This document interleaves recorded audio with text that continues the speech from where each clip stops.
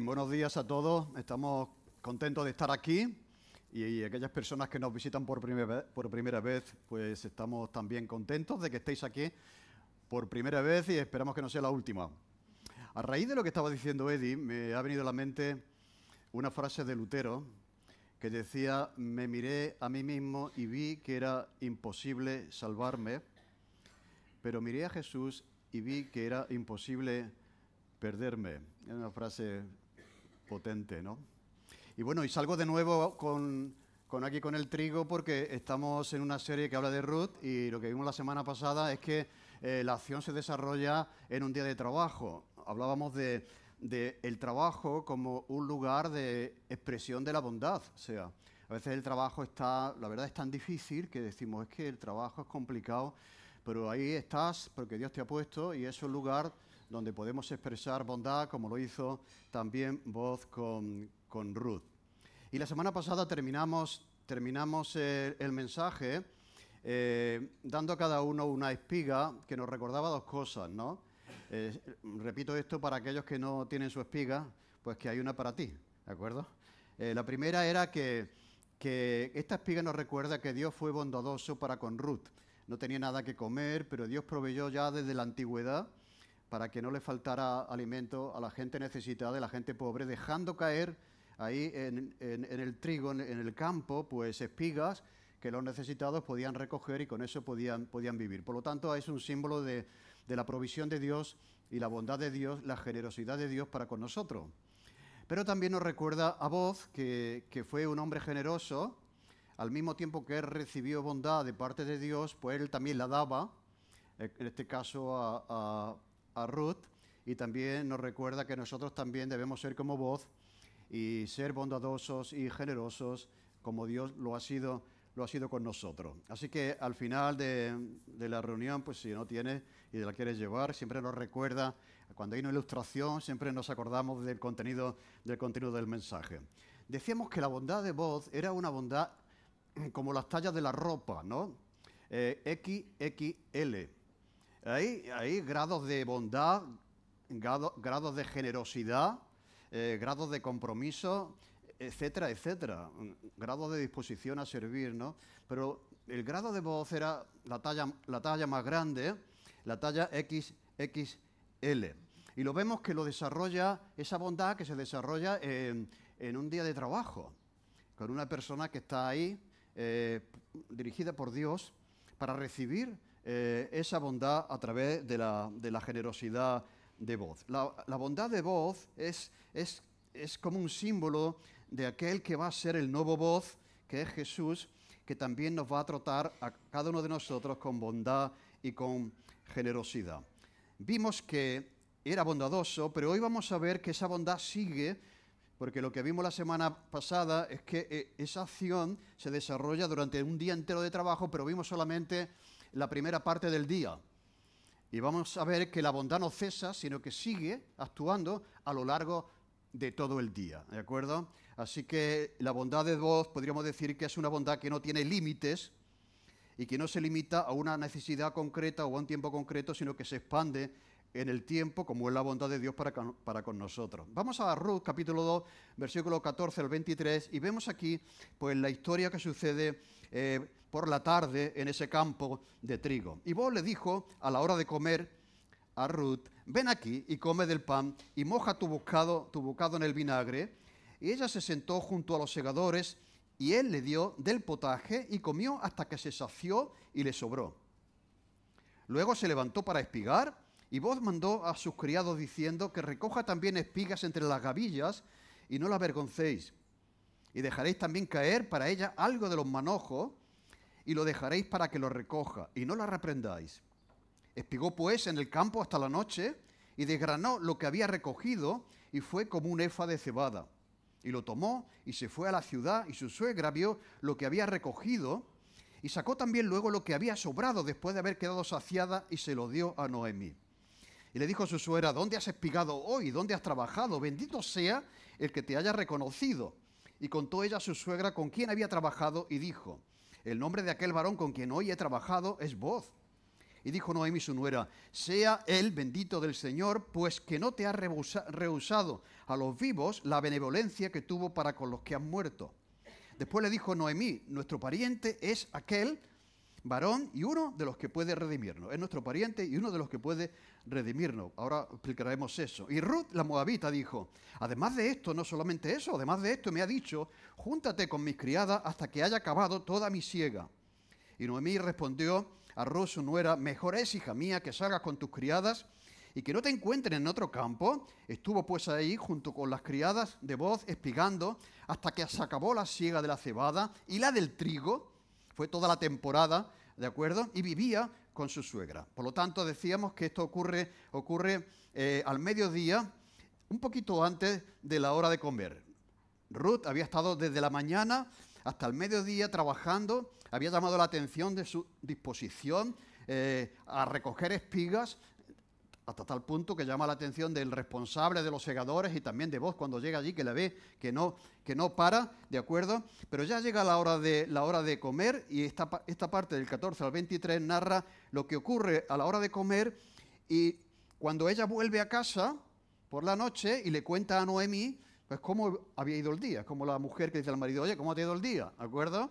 Y entonces pues ella trae noticias extraordinarias de lo que había pasado en ese día que salió por la mañana con la bolsa vacía y volvió con la bolsa llena. O sea, en un día pasaron cosas extraordinarias en la vida de Ruth y también en la vida de Noemí.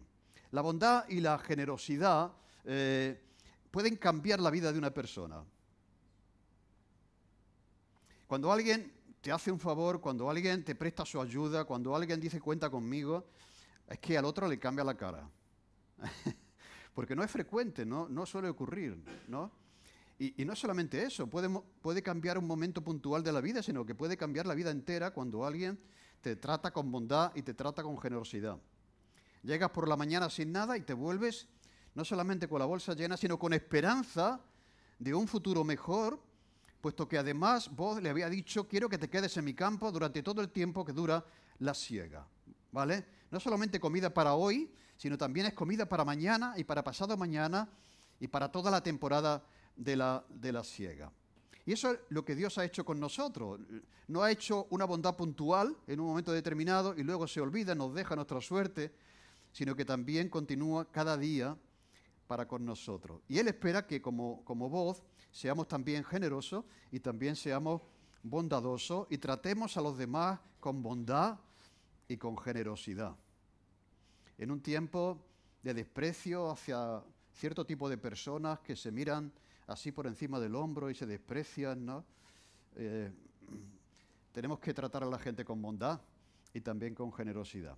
Por lo tanto, hoy vamos a hablar de la bondad que no tiene límites, de una bondad sin límites, que es la que Dios espera de cada uno de nosotros. La palabra bondad la traduce el diccionario que es como una inclinación o una tendencia natural. Y esto es interesante porque uno dice, ¿es verdad eso?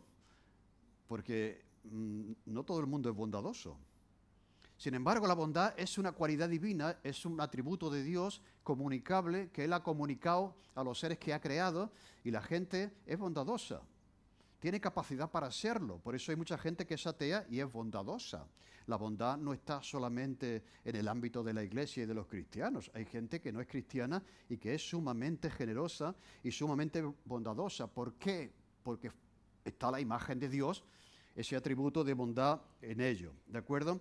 Pero es una inclinación o tendencia natural del ser humano a hacer el bien, siempre dispuesto a ayudar a quien lo necesita de una forma práctica, amable y generosa. O sea, la bondad y la generosidad van juntas. Una persona bondadosa es al mismo tiempo una persona generosa, pero la bondad va mucho más allá de la mera generosidad. Tiene que ver con lo que tenemos, que sí, con lo que somos, que sí, y con lo que hacemos.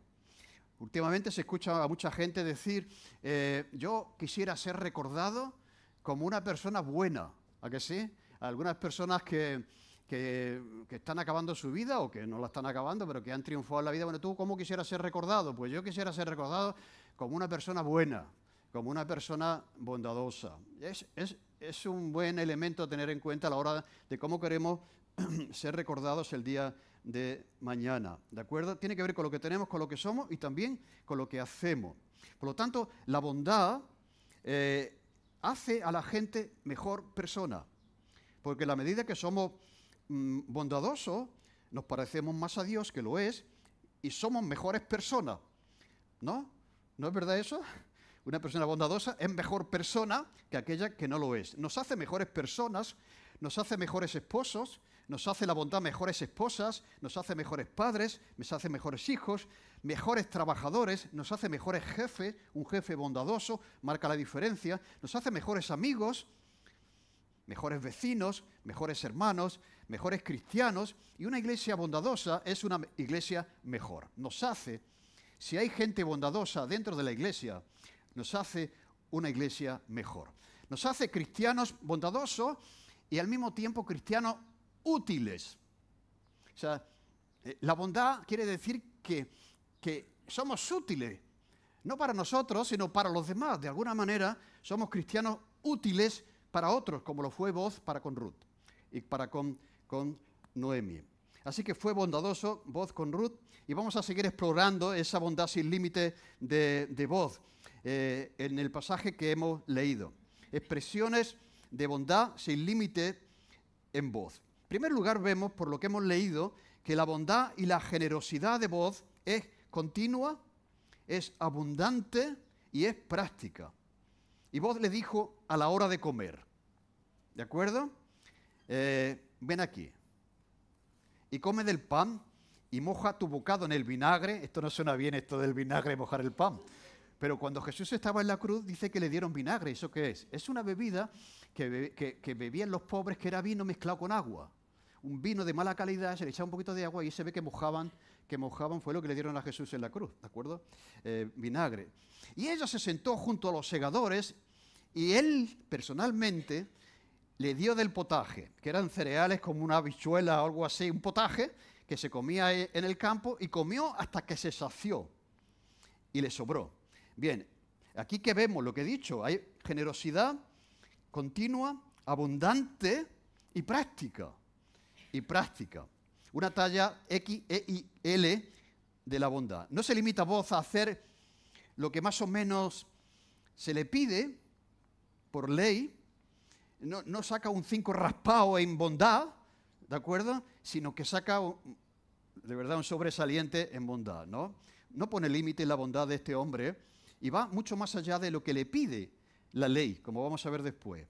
Si hubiera hecho menos, hubiera hecho bien, pero hizo más y hizo mejor, lo hizo mejor. Por eso Jesús dice, cualquiera que te obligue a llevar carga por 1 milla, ve con el 2. O sea, el cristiano tiene que ir más allá de donde van los demás, en generosidad, en bondad y en otras cualidades, ¿de acuerdo? Si hacéis lo que hacen los demás, ¿qué diferencia hay? ¿De acuerdo? El que te pilla, que vayas con él caminando 1 milla, ve con él 2. Por lo tanto, era un hombre bueno, generoso, de talla S. La talla S decía yo que era la menos, ¿de acuerdo? Al dejarla simplemente recoger espigas. Espigar era, para aquellos que han nacido en el siglo XXI, era que cuando se segaba, mira, vamos a ver voy a poner, pero yo sé que hay gente, una vez fueron unos niños al campo y cuando vieron sacar las patatas, de allí dicen, ¡ah, las patatas! ¿No? Y ellos están acostumbrados a ver las patatas del McDonald's en una cajita, pero claro, sabían que las patatas salen de la tierra y cómo salen. Bueno, pues esto, antiguamente, que yo y algunos de nosotros aquí hemos vivido eso, pues el trigo se segaba de esta manera. Eran hombres y mujeres que iban al sitio allí con una hoz, era un instrumento que iba cortando, ¿de acuerdo? Y entonces, esto es un cuadro, pero vamos a ver otra foto, ¿veis ahí? O sea, terminaban el día los pobres porque era todo el tiempo agachado. Ahora hay segadoras y tal, y es más fácil el trabajo, ¿de acuerdo? Además, todo lo hacen de una vez. Porque una cosa que vamos a ver aquí, que una cosa era la siega, ¿de acuerdo? Y después venía la trilla, que la trilla era ya de separar el trigo del resto, ¿de acuerdo? Que es muy interesante también, que vamos a dar una foto de eso, porque la próxima escena ocurre en una era. Aquí está ocurriendo en el campo a la hora de comer, pero el próximo día veremos, y es muy interesante, no os perdáis, ¿eh? No os perdáis el domingo que viene, ni tampoco el cierre de la serie, que va a ser sorpresivo, Hemos preparado un cierre de la serie muy interesante, no lo perdáis. Bueno, pues entonces estos hombres cortaban, iban cortando el trigo, la cebada, y en la siguiente foto vemos que se hacían como unos haces ahí, que luego se recogían y se llevaban a la era. ¿De acuerdo? Muy bien. Pues entonces, con dejar a Ruth ir detrás de los segadores y ir cogiendo las espigas que iban cayendo, ¿de acuerdo? O que se quedaban ahí, él estaba cumpliendo la ley. ¿De acuerdo? Además, ella no tenía que pedir permiso porque la ley cubría a aquellas personas que iban a rebuscar o a espigar. ¿De acuerdo? Pero ella le pidió permiso al responsable de los segadores, ¿de acuerdo? Y no solamente este hombre se lo dio, sino que luego cuando viene Booz amplió, ¿de acuerdo?, pues su bondad para con ella. Cuando vamos al libro de Levítico, capítulo 19, 9 al 10, ¿de acuerdo?, decía, lo tenemos ahí, Levítico capítulo 19, 9 al 10.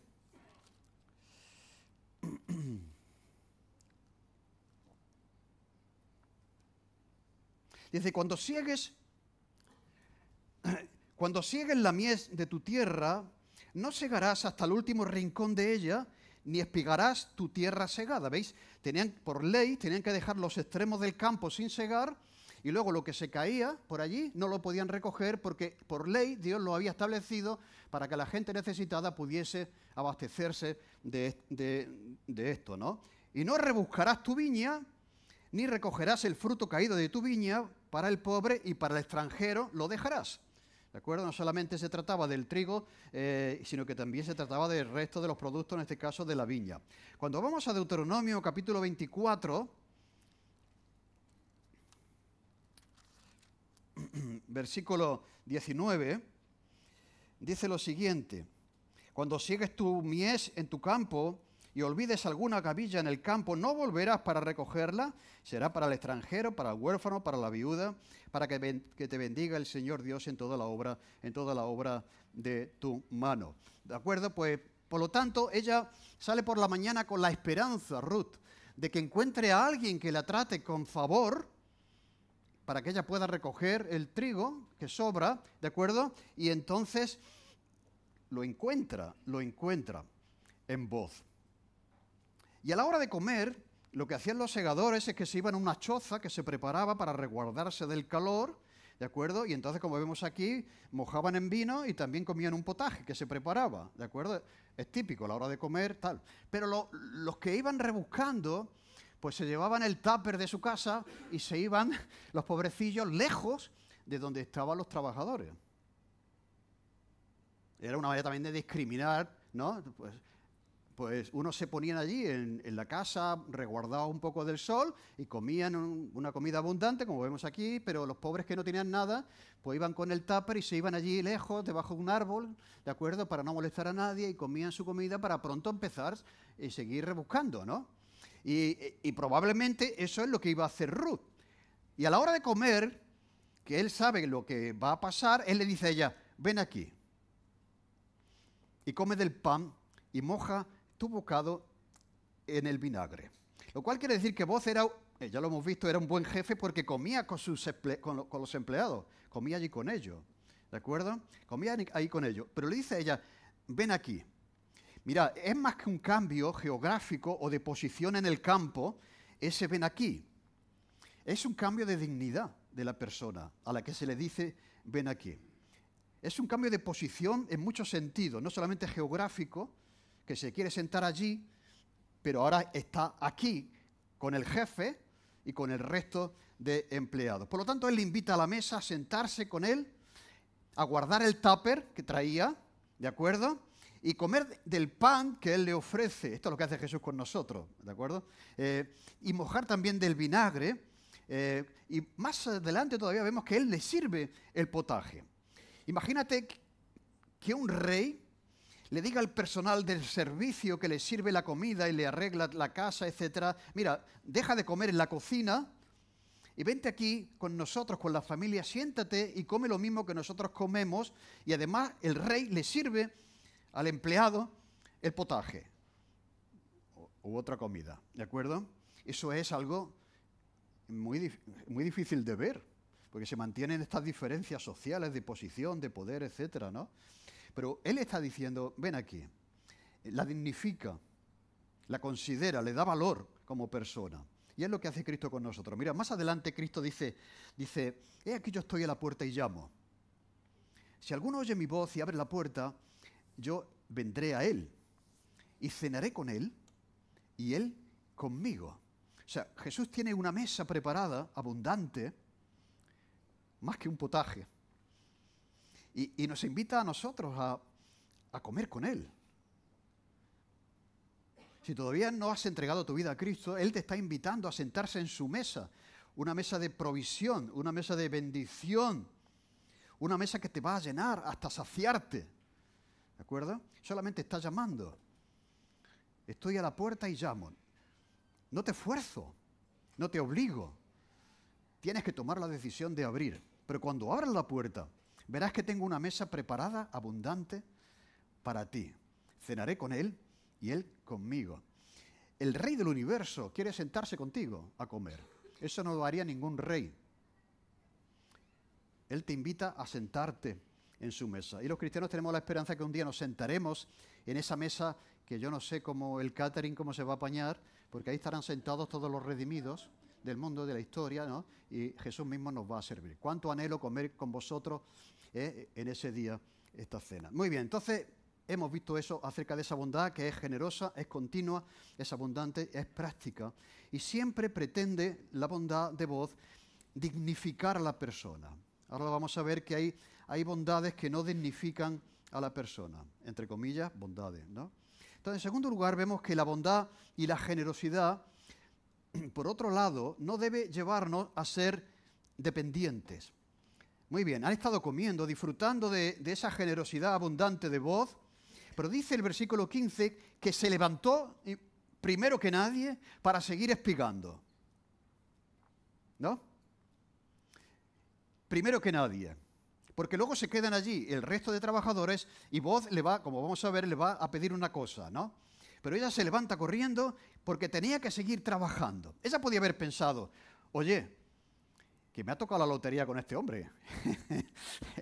O sea, qué generosidad, qué abundancia, que aquí se come mejor que en mi casa, ¿no? Y tal, y dice, pues voy a depender de la bondad de voz. ¿No? No, ella se levanta, no dice, me quedo aquí a disfrutar de la bondad de este hombre, de su generosidad, y dejo de trabajar. Hay gente así. Hay gente que tiene el concepto de recibir bondad de otros, pero les cuesta mucho dar bondad a otros, ser bondadosos y generosos con otros. Personas que esperan que le ofrezcan lo mejor para ellos y para sus hijos, ¿no? Y van de iglesia en iglesia buscando aquella mejor mesa donde te puedas sentar y disfrutar de todo lo que los demás han preparado para ti. Pero esa no es la bondad de la Biblia. La bondad de la Biblia se levanta y sigue trabajando porque ella es bondadosa también. ¿Con quién? Con Noemí, que está en su casa y no tiene todavía que comer. Por lo tanto, no debe llevarnos la bondad a depender de la gente generosa con nosotros, sino que tenemos también que levantarnos nosotros, agradecer esa bondad, pero seguir siendo bondadosos ahora con Noemí, ahora con otras personas. Ella ha comido, se ha saciado. Noemí no tiene nada que comer, no ha comido todavía. Se levanta y sigue trabajando para proveer para Noemí. La generosidad que la gente tiene contigo, que Dios tiene contigo a través de la gente, es para que tú la transmites y la hagas llevar también a otro. No es lo que yo puedo obtener de vos, no es lo que yo puedo obtener de Dios, no es lo que yo puedo obtener de la iglesia, que es mucho y que es bueno que así sea, pero que estamos llamados a devolver esa bondad que recibimos de la iglesia con otros miembros de la iglesia, con otros hermanos, con otras personas que necesitan lo que nosotros tenemos. Así que vos has sido generoso conmigo, piensa ella, y yo debo ser agradecida con él, pero tengo que ser también generosa con Noemí, por lo tanto me tengo que levantar y tengo que seguir espigando. En tercer lugar, la bondad y la generosidad a veces tiene que ser anónima. No debe llevarnos a ser dependientes, es generosa, continua y abundante, pero también a veces la bondad debe ser generosa. Y Booz, cuando ella se va, ¿de acuerdo?, le dice a sus criados que recoja también espiga entre las gavillas. No la avergoncéis y dejaréis también caer para ella algo de los manojos y lo dejaréis para que lo recoja y no la reprendáis. Por eso decía antes que hay un tipo de bondad, entre comillas, que humilla a la persona o puede avergonzar a la persona, que hace sonar la campana, como Jesús decía de los fariseos, que cuando daban una limosna hacían sonar una trompetita, ¿no? Entonces, hoy vemos mucha generosidad de ese tipo en Internet, personas que hacen cosas por otras, pero para conseguir un like, y ellos van a recibir el doble, ¿me entendéis, no? Entonces, hay una generosidad que no es, que lo que hace es exaltar al que la da, no al que la recibe, ¿no? Avergüenza y humilla a la persona. Pero la bondad de este hombre, en este caso, ahora es discreta y es anónima. Es discreta, es anónima. Se levanta de la mesa, sigue espigando, los segadores empiezan a dejar caer alguna que otra por allí, y ella, sin darse cuenta, está siendo bendecida, porque de pronto está recibiendo el doble de lo que ha estado recibiendo hasta ahí. Pero no es casualidad. Hay alguien que detrás está mirando por ella, ¿no? Mira, y le dice lo siguiente: dejad que recoja entre las gavillas, no la avergoncéis, dejad caer algo de los manojos sin que se dé cuenta, dejad que lo recoja, no la regañéis por hacerlo. Mira, en la ley estaba, como he dicho, estaba establecido eso, pero lo que estaba establecido en la ley era que los segadores estaban segando, se hacían los manojos que habéis visto, ¿de acuerdo? Que eso lo hacían las mujeres, cogían los manojitos de los segadores, ellas hacían un haz grande, y cuando se retiraba el trigo de la finca, entonces cuando podían entrar los rebuscadores, ¿no? Es como si tú, ¿me entendéis? Como si tú estás en el campo cogiendo uva y al mismo tiempo están los rebuscadores. ¿Qué es lo que va a pasar? Pues que van a echar mano de los racimos que están allí, ¿no? Entonces, la ley establecía, no, primero se siega, se recoge, se saca del campo, ¿de acuerdo? Y después ya pueden entrar. Fijaros la generosidad de Booz, que iba más allá de lo que decía la ley. Pero cuando dice que dejad caer algo que recoja con vosotros, que no esté más tarde, que esté ahora con vosotros, dejad que lo recoja y no la regañáis por eso, era porque había dueños, jefes, que regañaban y humillaban a la persona por hacer aquello que hacían. Por lo tanto, a veces la generosidad puede ser pública. A veces hay personas que dicen, no, es que la Biblia dice que no sepa tu mano derecha lo que hace tu mano izquierda. Y eso a veces es como una excusa para no dar nada. Claro, como no lo sabe nadie, ¿no? Tú pasas por un espiritual que dice que la Biblia dice, ¿no? No, hay expresiones de generosidad que son públicas, ¿no? Él lo ha hecho hasta aquí, toda la mañana ha estado siendo generoso públicamente. Pero para no, ¿me entendéis? Para dignificarla, para no humillarla, ¿no? Él dice, vamos a seguir siendo generosos, pero que no se dé cuenta. Es como aquella persona que dice, mira, esto es una ofrenda anónima, ¿me entendéis? A veces la generosidad debe ser también anónima, ¿de acuerdo? Y pretende no avergonzar, no humillar a la persona que la recibe. Cuarto lugar, la bondad y la generosidad de Booz es abundante. Dice que espigó pues en el campo hasta la noche y desgranó lo que ella había recogido y fue como un efa de cebada. Mirad, desgranar era bueno, la gran cosecha se llevaba a la era, lo vamos a ver la semana que viene, pero el que cogía poco lo que hacía era se ponía en un sitio y hacía así con la mano, ¿no? Y hasta que salía el trigo, mira, ya ha salido, ¿eh? Salía el trigo y entonces dejaba allí la paja en el sitio. Y decía, ¿va a funcionar la ilustración o no? O ya ha funcionado. Aquí está. O cogían con un palo, ¿sabéis? Claro, no era una cantidad muy grande, entonces cogían con un palo, le daban golpe hasta que salía el trigo y dejaban ahí. Al final, lo que recoge es un efa, ¿no? Ella no sabe que si está recogiendo un efa es porque Boaz sigue siendo generoso con ella. ¿De acuerdo? Ella puede pensar, qué buena suerte he tenido. Eso no lo puede decir un cristiano. Un cristiano no puede decir, qué buena suerte he tenido. Lo que tiene que decir es, quizás Dios me ha bendecido. ¿No? No qué buena suerte he tenido. Dios me ha bendecido. Y muchas veces lo hace a través de hombres buenos y generosos como fue Boaz. Así que Dios la siguió bendiciendo, desgranó lo que había recogido como 35 kilos, como 35 kilos de cebada. En quinto lugar, la bondad y la generosidad de Boaz es de doble dirección también. O sea, la generosidad no es de una sola dirección, lo que he dicho antes, que tú recibes generosidad de alguien y te quedas con ella, para ti. No. Es de doble dirección la generosidad que vemos en la Escritura. Dice, y la tomó y se fue a la ciudad, y su suegra vio lo que había recogido, sacó también luego lo que había sobrado después de haber quedado saciada y se lo dio. Eso es generosidad, es dar a otro que está en necesidad, como en su caso era su suegra Noemi. Así que la persona que recibe bondad y generosidad debe mostrar también al mismo tiempo bondad y generosidad con otro.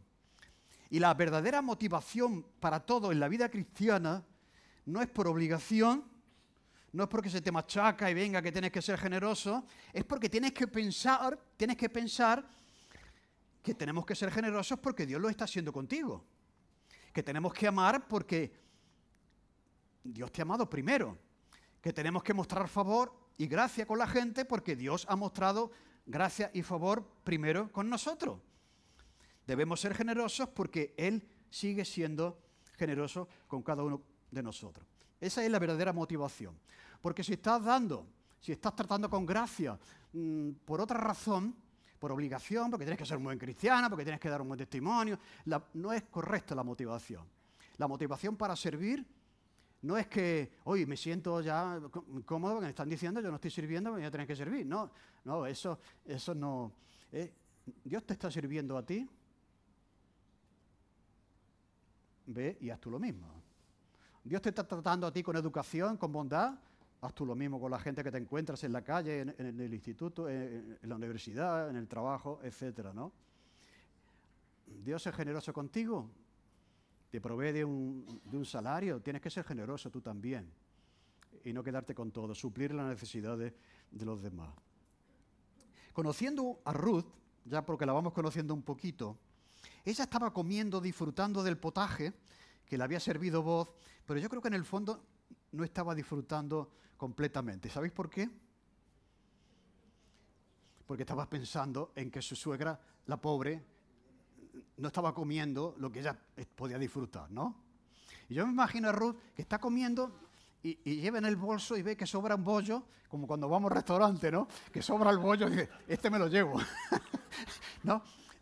¿Me entendéis? O sea, ella no dice, qué bien, voy a disfrutar de esto y tal, sino está ahí, muy mal tiene que estar la cosa para que te tengan que llevar el bollo, ¿no? Pero estaba pensando ella, estaba pensando no solamente en dejar lo que sobra, sino que estaba pensando que ella estaba disfrutando algo, y esto es lo que pasa, ¿no? Con la gente también misericordiosa, que no pueden disfrutar plenamente cuando saben que otra persona está en peores condiciones que ella. Noemí, yo tengo aquí un manjar y mi suegra la pobre está allí, por lo tanto estaba metiendo en el bolso, ¿de acuerdo? No, más bien es Boaz el que dice llévate lo que hay, ¿de acuerdo? Y ella también pensó en las sobras del potaje, en llevárselo a Noemí, ¿de acuerdo? Y otra cosa, otro detalle es que imaginad cuán mal tenían que estar estas viudas pobres para estar en semejante situación.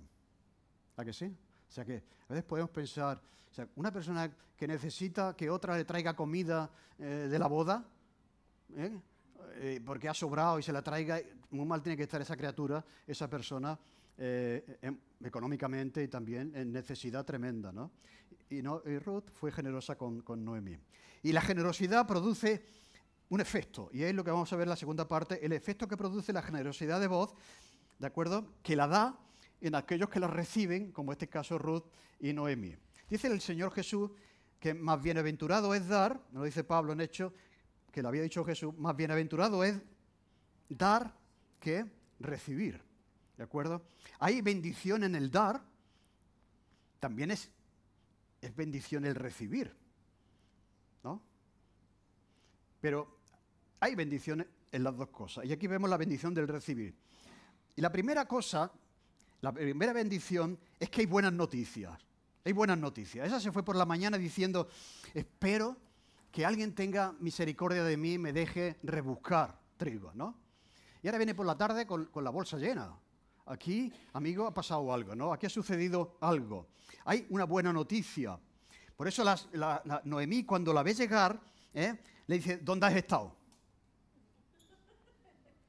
¿Con quién has trabajado?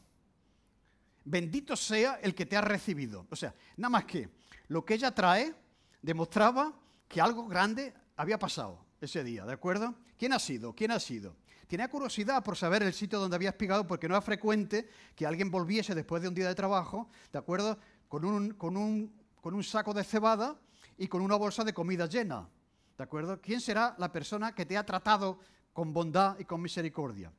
¿De acuerdo? Ahora, Ruth no sabe quién es Boaz, no lo sabe, pero Noemí sí lo sabe.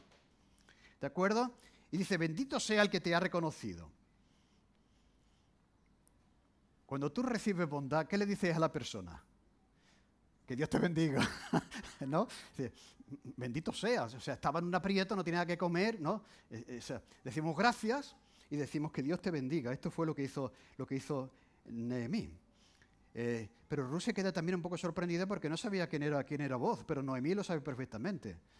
Y le pregunta quién ha sido esa persona. Dice, se llamaba Boaz. Y dice, madre mía, ¿qué está pasando aquí? Porque ella sabe que es un pariente y un pariente que puede redimirlas. Bendito sea el Señor, ¿de acuerdo? Bendito sea el Señor. Cuando ella no tenía nada y vuelve vacía, ¿cómo ve al Señor? Qué mal me trata. Cuando hay bendición, ¿cómo ve al Señor? Que pronto cambiamos, ¿eh? La teología de Noemí cambió inmediatamente cuando ve un saco de cebada. Nos pasa también a nosotros, ¿a que sí? Dice, hay que ver Dios su mano contra mí, que me ha abandonado, que no tengo que comer, ¿no? Y ahora dice, bendito sea Dios, ¿no? También eso es bendición, somos bendecidos también cuando Dios nos bendice. Celebra que Dios ha provisto a través de ese pariente que se llamaba Boaz. Pues, y dice algo aquí que es un poco extraño. Dice, no ha rehusado a los vivos la benevolencia que tuvo para con los que han muerto. ¿Quiénes se han muerto? El marido de Noemí y los hijos de Noemí. Y dice aquí el texto que Noemí reconoce que ha tenido benevolencia con los vivos. ¿Con quién la ha tenido? Con ella y con Ruth, porque viene con la bolsa llena y con buenas noticias, pero también ha sido benevolente ¿con quién? Con los muertos, lo cual quiere decir que Boaz era generoso antes, con esta familia, antes de serlo generoso ahora. De alguna manera, él había ayudado a esta familia anteriormente y había sido benevolente con aquellos que habían muerto. No solamente nos está ayudando a nosotros ahora, sino que también ayudó a mi marido y a mis hijos que han muerto en Moab anteriormente, ¿de acuerdo? Y ve que sigue siendo generoso a lo largo del tiempo. Leon Morris, que es un comentarista del Nuevo Testamento muy interesante, dice, cualquier acto de generosidad que Boaz tuviese con Ruth y con Noemí, en el fondo iba a ser también un acto de generosidad con los familiares muertos. Porque los familiares muertos dejaban a Ruth y a Noemí en una mala situación y de alguna manera, al ser bondadoso y lo que vamos a ver después, que no tenemos que perdernos lo que pasó en la era, la semana que viene, pues también está siendo generoso con los que han muerto porque está levantando descendencia a aquellos que no la habían tenido. Entonces dijo Noemí, es un pariente y es nuestro pariente redentor. Es un pariente que nos puede redimir.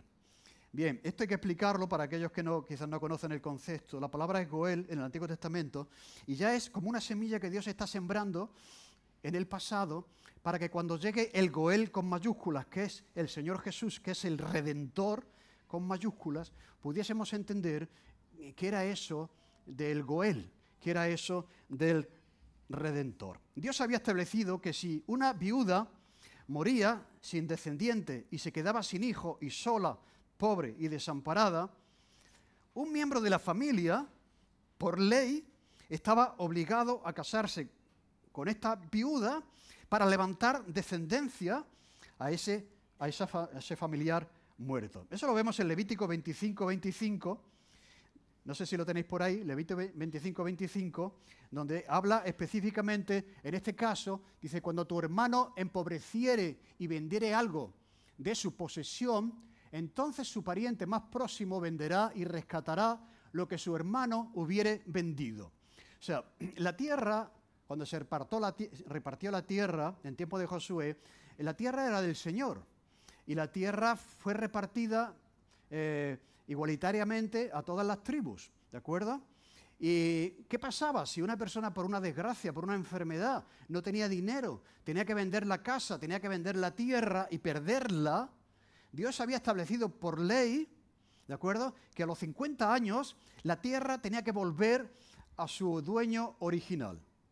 Así no se promovía aquella persona que va acaparando tierras y posesiones, ¿de acuerdo?, y la gente quedaba empobrecida. Así que no solamente Dios establece que se deje trigo en el campo para que puedan subsistir los pobres, sino que establece que cuando una viuda desamparada, sin dinero, sin hijos, quedaba como quedaba, pues que hubiese un familiar que rescatase la tierra. Por lo tanto, el concepto de Goel, tiene 4 objetivos que vamos a ir explicando de aquí hasta el final.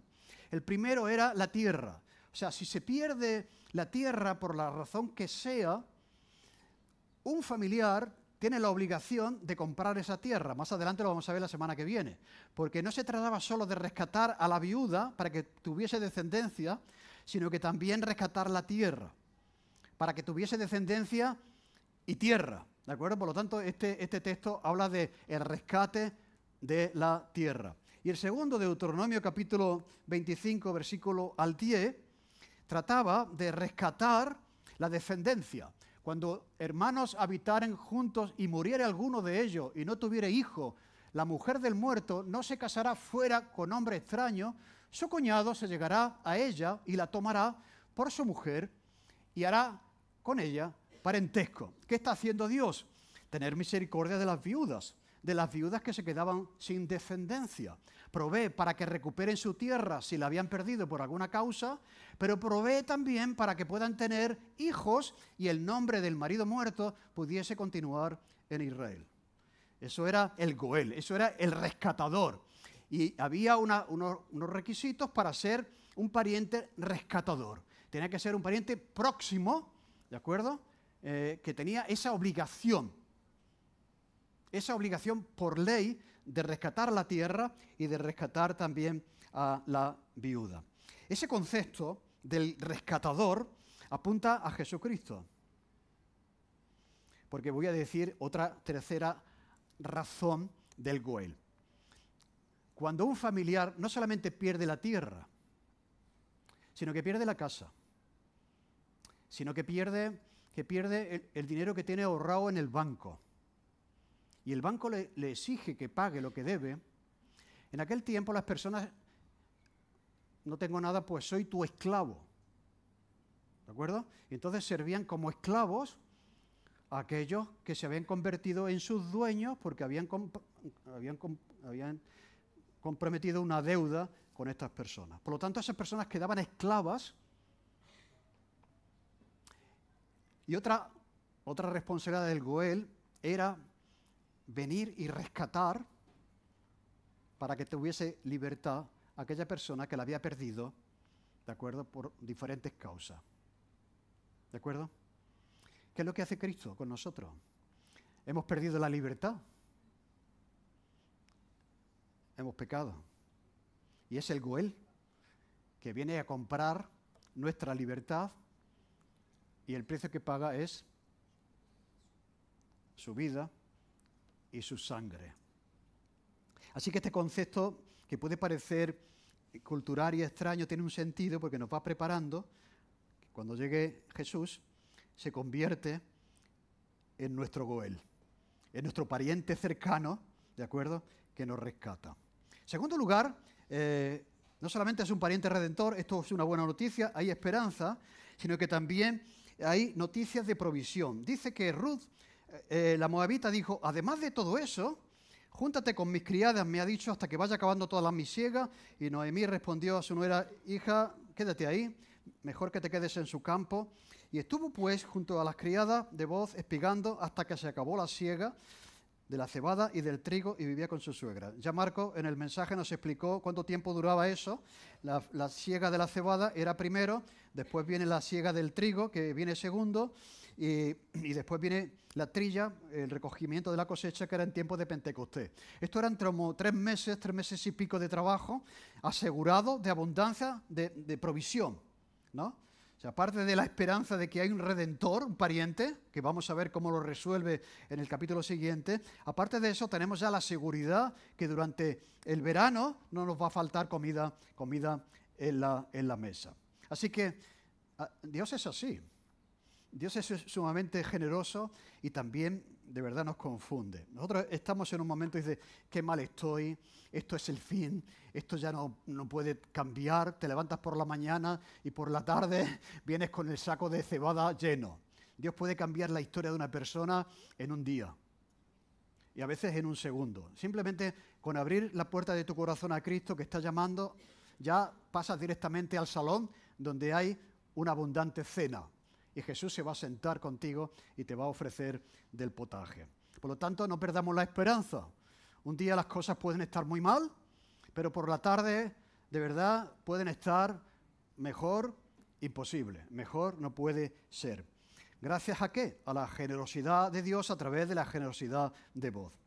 Así que hemos aprendido, para terminar el repaso, la bondad, la generosidad es continua, abundante, debe ser práctica. La bondad y la generosidad no deben llevarnos a ser dependientes de la persona generosa con nosotros. La bondad y la generosidad en algunos casos puede y debe ser anónima. La bondad y la generosidad de Booz es abundante. La bondad y la generosidad es de doble dirección, porque somos bondadosos, debemos serlo porque Dios lo ha sido con nosotros. Y yo os digo que tarde o temprano, cada uno de nosotros estará en dificultades, ¿o no? Tarde o temprano, cada uno de nosotros estará en dificultades. Y tarde o temprano, en todos los ámbitos, en todos los ámbitos de la vida, tarde o temprano estaremos necesitados de que alguien se pare, nos mire a los ojos y nos diga, ¿qué puedo hacer por ti? ¿O no? Necesitaremos a alguien que tenga benevolencia y bondad con nosotros, que nos muestre su favor. ¿A que sí? De hecho, cuando uno está en un aprieto, en un apuro y alguien te echa una mano, es que eres bendecido. Por ello puedo decir que Dios te bendiga, porque me has bendecido al hacer lo que has hecho por mí. Quiero decir, nadie se libra de esto. Y lo que necesitaréis, y necesitaremos, y necesitaré yo en ese momento, es que alguien me diga, cuenta conmigo. No, tengo otras cosas que hacer, no puedo. ¿No? ¿A que sí? Pues sé tú ese. Seamos ese. Que como vos se paró viendo a una pobre mujer que tenía una necesidad. Puede ser en un día de trabajo cogiendo trigo. Lo veo difícil porque ya las cosas son de otra manera. Pero puede ser en tu trabajo con un compañero de trabajo. Que está el pobre apurado, que no sabe cómo salir de ahí y que tú digas, no te preocupes, yo te voy a echar una mano. Eres voz en el trabajo. Puede ser una vecina que no llega a tiempo a recoger a sus hijos del colegio y te llama, oye, por favor, ¿puedes recoger a mis hijos que no llego a tiempo? Cuando dice, no te preocupes, yo los recojo. Uf, ¿eres bendecido o no? ¿A que sí? O sea, todos los semáforos en rojo, llegas tarde, mis hijos están allí, nadie los va a recoger. ¿Me entendéis? Eso es bondad práctica, que puede suceder a cada momento de nuestra vida. Puede ser un amigo que está tirado en la carretera, ¿de acuerdo? Y te llama, oye, estoy aquí tirado, son las 12 de la noche, ¿puedes venir a por mí? ¿No? A veces pasa. Puede ser eso. Puede ser un vecino que se dice, oye, mira que tengo un enchufe que no sé cómo arreglarlo, ¿puedes echarme una mano? ¿No? Pobre te mira así porque sabe que tú eres un manita y que resuelves todos los problemas del hogar y tú dices, no te preocupes, yo voy para allá, venga. ¿Me entendéis? O sea, que Dios te bendiga tú. O sea, ¿me entendéis? Todos estamos necesitados de algo y todos podemos dar algo. Pensad en los ministerios. El ministerio es un lugar de servicio. Estamos diciendo, necesitamos voluntarios. Y el pobre que dice necesitamos voluntarios lo dice con la cara desencajada, ¿no? Madre mía, que ahora llega el verano y cómo vamos a atender a los niños, necesitamos voluntarios. ¿Entendéis? Nos dice, no te preocupes, cuenta conmigo. Uy, madre mía, qué bendición. La generosidad y la bondad bendicen al que la recibe y por lo tanto nosotros también tenemos que hacerlo con los demás. Así que necesitamos ser voz para la vida de otro, necesitamos ser como voz para otro. Porque todos somos llamados por Jesús a ser creyentes útiles. Ser útil para alguien. Piensa en la iglesia, ¿cómo puede ser útil? No una persona que llega, se sienta, escucha y se va, qué bien está la predicación hoy y tal, hoy el pastor ha estado. No, es que tú tienes que ser útil, que la iglesia funciona así. Todos necesitamos que nos ayuden y todos debemos ayudar al que necesita que le ayuden. Pues eso es lo que Jesús ha hecho por ti. Eso es lo que nosotros tenemos que hacer por los demás. Si todavía tu vida no ha sido entregada a Jesús, que sepas que te está esperando con la mesa puesta. Y te va a sentar, siéntate ahí, y te ha preparado una mesa de provisión, y cenará contigo y tú con él. Si hay alguien que todavía no ha entregado su vida a Cristo, o necesita hacer alguna pregunta, porque hay cosas que no comprenden, que me busque al final, y con gusto yo estaré encantado de explicarte cómo tú puedes recibir esa gracia, esa misericordia, esa bondad de Dios para ti, que quiere proveer como proveyó voz a Ruth y a Noemí, con una mesa repleta de bendición. Amén. Señor, te damos gracias porque ayúdanos a entender, porque no terminamos de entenderlo, la generosidad, la bondad que tú tienes con nosotros, Señor. A ser agradecidos y, por lo tanto, ser igual con otras personas que están en nuestro contexto, en nuestro ambiente, en nuestro vecindario y también en nuestra iglesia, Señor. Ayúdanos a mirar con bondad a los demás, mirar viendo las necesidades que tienen y cómo podemos nosotros solventarlas o proveerlas, Señor. Y gracias porque tú lo estás haciendo con nosotros. Señor, no hace falta esforzarnos mucho para comprender que tú estás por nosotros y cada día nos bendices, Señor. Te damos gracias, te lo pedimos y queremos ser así y queremos ser una iglesia así. En el nombre de Jesús, amén. Muy bien, vamos a celebrar la Santa Cena, hoy nos toca, y dice el libro de Romanos, capítulo 3, versículo 24, lo siguiente, versículo 23, dice, por cuanto todos pecaron y están destituidos de la gloria de Dios. Esa es la realidad de cada uno de nosotros. Nadie puede decir yo soy... Nadie se salva. Todos pecaron. Por lo tanto, están alejados de la presencia, de la mesa del Señor. Pero dice el versículo 24, siendo justificados gratuitamente por su gracia, mediante la redención, ¿veis? El acto de redención que he dicho antes, mediante la redención que es en Cristo Jesús. Cristo es el Goel, el Redentor, que nos redime a nosotros que habíamos perdido la libertad y somos esclavos del pecado. ¿De acuerdo? Por lo tanto, ahora cuando vamos al pan y al vino, demos gracias por eso, un tiempo para reflexionar y para agradecer al Señor que ha sido nuestro Goel, nuestro Redentor, y que ya no somos esclavos, sino que ahora somos libres. Amén. La persona que va a repartir, que pase, por favor.